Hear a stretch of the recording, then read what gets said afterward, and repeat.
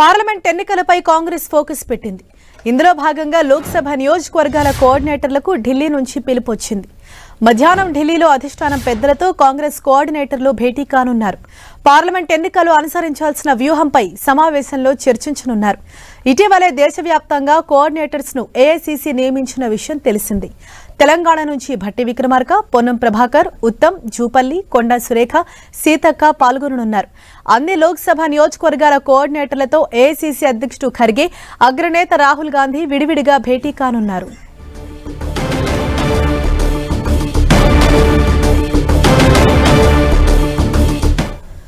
Right, ఇదే విషయంపై మరింత సమాచారంతో మా ప్రతినిధి కొండల్ మనకు అందుబాటులో ఉన్నారు. కొండల్, ముఖ్యంగా ఏఐసీసీ అతి కీలకమైన సమావేశాన్ని భావించవచ్చు. పార్లమెంట్ ఎన్నికలు వస్తున్న నేపథ్యంలో నెక్స్ట్ ఎలక్షన్ టార్గెట్గా ఈ కార్యక్రమం ఉంది. ఈరోజు సమావేశం ఉంటుంది. ముఖ్యంగా ఇప్పటికే దేశవ్యాప్తంగా 539 మంది కోఆర్డినేటర్లను, ప్రతి లోక్సభకు ఒక ఇన్ఛార్జినుగా కోఆర్డినేటర్లను సమన్వయకర్తలుగా నియమించింది. వారితో ఈ 539 మందితో ఈరోజు ప్రత్యేకమైన సమావేశం ఉండబోతుంది. మధ్యాహ్నం 3 గంటలకు తెలంగాణకు సంబంధించిన కోఆర్డినేటర్స్తో, 5 గంటలకు ఏపీకి సంబంధించిన కోఆర్డినేటర్స్తో సమావేశం ఉంటుంది. వచ్చే ఎన్నికల్లో, లోక్సభ ఎన్నికల్లో ఎలా గెలవాలి, గెలుసుకు సంబంధించి పార్టీ ఏ విధమైన వ్యూహంతో ముందుకెళ్ళాలి, ముఖ్యంగా ఇండియా కూటమి ఏర్పడిన నేపథ్యంలో ఒకవేళ ప్రతిపక్షాలకి కన్నా అవకాశం కల్పిస్తే అక్కడ వారి గెలుపు కోసం పార్టీ ఎలాంటి పాత్ర పోషించాలన్న దానిపై కూడా ఒక స్పష్టమైన దిశానిర్దేశం చేయబోతున్నారు. ఇక ప్రధానంగా తెలంగాణ, ఏపీ, అదేవిధంగా కర్ణాటక పైన ఇప్పుడు ఈసారి భారీగా ఆశలు పెట్టుకున్నారు. ప్రధానంగా తెలంగాణ, అదేవిధంగా కర్ణాటకలో 2 చోట్ల కూడా కాంగ్రెస్ అధికారంలో ఉన్న నేపథ్యంలో ఈసారి ఇక్కడ నుంచి సీట్లు సాధ్యమైన ఎక్కువ సీట్లు దక్కించుకోవాలన్న ప్రధాన టార్గెట్గా ఉంచుకున్న నేపథ్యంలో ప్రత్యేకంగా ఈ సమావేశంలో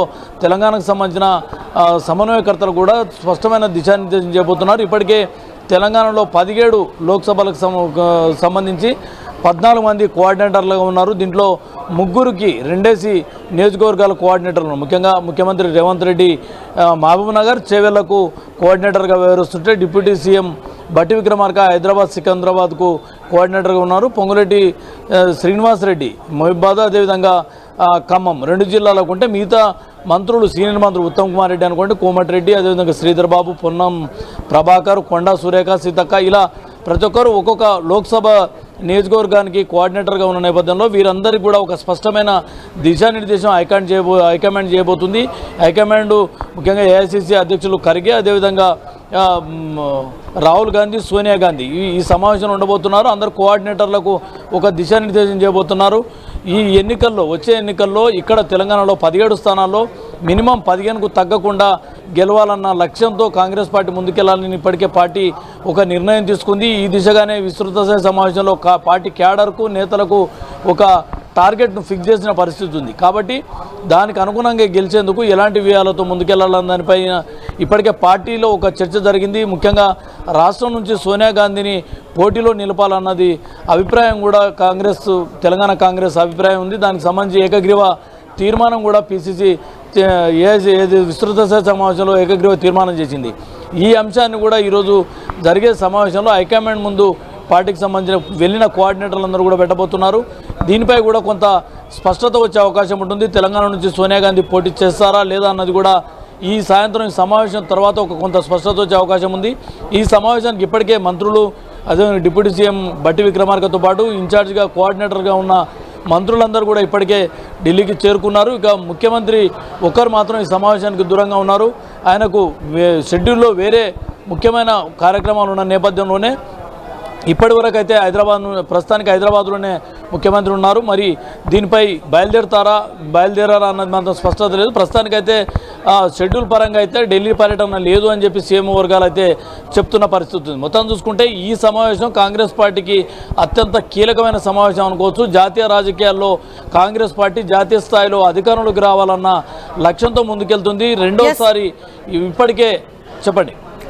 కొండల్, అంటే ఇప్పటికే అసెంబ్లీ ఎన్నికల్లో గెలుపుతో జోష్ మీద ఉన్న కాంగ్రెస్ మళ్లీ లోక్సభ ఎన్నికల్లో కూడా సత్తా చాటాలని భావిస్తున్నారు. ఈ నేపథ్యంలో అంటే ఇప్పటికే ఎవరైతే కోఆర్డినేటర్స్ ను నియమించారో ఈ రోజు జరగబోయే సమావేశంలో ఏ అంశాలకు సంబంధించి దిశానిర్దేశం చేయబోతున్నారు?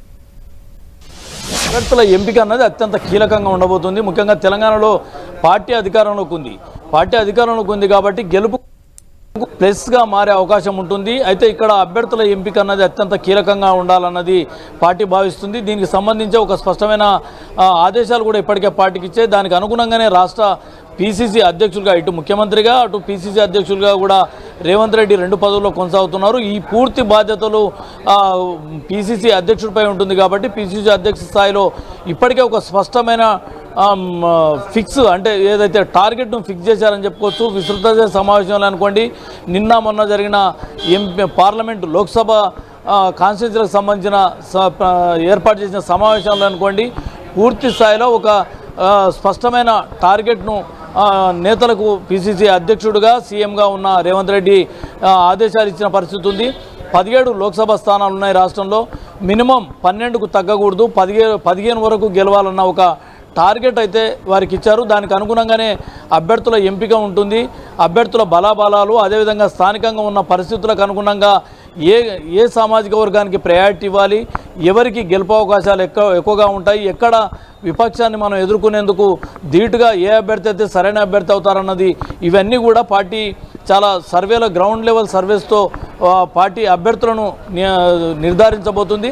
దీనికి అనుగుణంగానే అభ్యర్థుల గెలుపు కోసం ప్రతి ఒక్కరు పనిచేయాలని చెప్పి నిన్న మొన్న జరిగిన పార్లమెంటరీ సమావేశంలో చాలా స్పష్టంగా సీఎం రేవంత్ రెడ్డి పార్టీ నాయకులకు అదేవిధంగా క్యాడర్కు స్పష్టమైన ఆదేశాలు కూడా ఇచ్చిన పరిస్థితి. ఇవన్నీ కూడా పార్టీ ఏ విధంగా ముందుకెళ్తుందన్న దానిపైన కూడా అధిష్టానం ముందు ఈరోజు ఇక్కడ నుంచి వెళ్ళిన కోఆర్డినేటర్స్ అందరూ కూడా అధిష్టానం ముందు వివరించబోతున్నారు.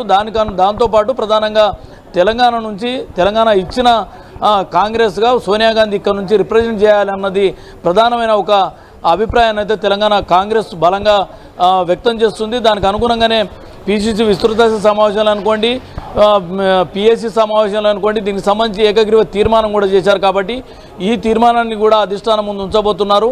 ఇక్కడ నుంచి సోనియా గాంధీని పోటీ చేయించడం, ఖమ్మం నుంచి పోటీ చేయిస్తే బాగుంటుందన్న ఆలోచనలో ఉన్నారు. కొంతమంది మరో చోటి నుంచి మహబూబ్నగర్ నుంచి పోటీ చేస్తే అన్న ఒక ఆలోచనతో ఉన్నారు. ఏదేమైనప్పుడు కూడా తెలంగాణ నుంచి మాత్రం కాంగ్రెస్ అధినేత్రిగా ఉన్న అంటే తెలంగాణ ఇచ్చిన వ్యక్తిగా ఉన్న సోనియా గాంధీని ఇక్కడ నుంచి పోటీ చేయించాలన్నది కాంగ్రెస్ భావిస్తున్న నేపథ్యంలో ఈ సమావేశాల తర్వాత ఈ అంశం పైన కూడా కొంత క్లారిటీ వచ్చే అవకాశం ఉంది. పార్లమెంటు ఎన్నికల్లో అనుసరించాల్సిన వ్యూహం పైన ప్రధానమైన ఒక దిశానిర్దేశం హైకమాండ్ రాష్ట్ర నేతలకు చేయబోతుంది. Right, thank you Kondal.